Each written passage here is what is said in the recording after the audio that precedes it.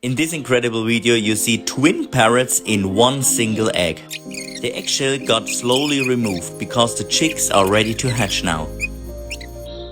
The owners couldn't believe it. After pulling out one chick on the other side, it was still attached on a second baby.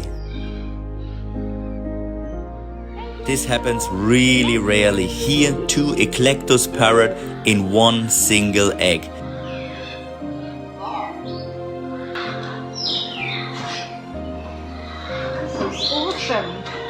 It is simply incredible how these two baby eclectus parrots were just sharing the space inside the egg. Now they get cut off of each other and in the warm brooder.